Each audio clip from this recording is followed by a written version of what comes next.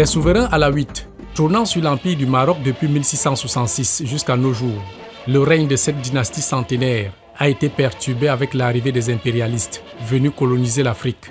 Sous protectorat, le Maroc et l'occupant français signent le traité de Fès le samedi 30 mars 1912, suivi 8 mois plus tard de la signature d'un accord avec l'Espagne, le dimanche 27 novembre de la même année. Voici l'ex-souverain au studio Pathé Cinéma à Vincennes en 1912. Moulay Hafid disparaît au 25e anniversaire de l'institution du protectorat français au Maroc. Les deux puissances coloniales prennent officiellement possession du sultanat du Maroc. Désormais sous domination franco-espagnole pendant 15 ans, le sultan Moulay Youssef Ben Hassan meurt le jeudi 17 novembre 1927 et son fils Sidi Mohamed Ben Youssef lui succède à la tête de l'empire chérifien.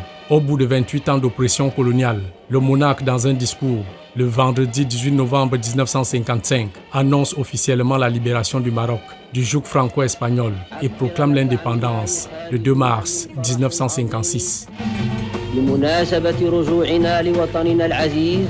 Le pays change de statut, passant désormais d'empire à royaume le mercredi 14 août 1957. Début d'une nouvelle ère du règne de Sa Majesté Mohamed Ben Youssef, sous le nom de Mohamed V, roi du Maroc. Le pays comme royaume fait à peine ses premiers pas de vie sur la voie du développement impulsé par son 21e souverain alaouite et premier roi du Maroc moderne. Mohamed V meurt le 26 février 1961 à l'âge de 51 ans, au bout d'un règne de 3 ans, 6 mois et 12 jours comme premier roi du Maroc. Qui était le prince héritier Sidi Mohamed Ben Youssef, devenu sultan du Maroc en 1927, puis roi Mohamed V à la mort de son père. Quel rôle a-t-il joué dans l'histoire politique de son pays et la décolonisation du Maroc? Quels ont été les temps forts de ces 34 ans de règne sur le Maroc?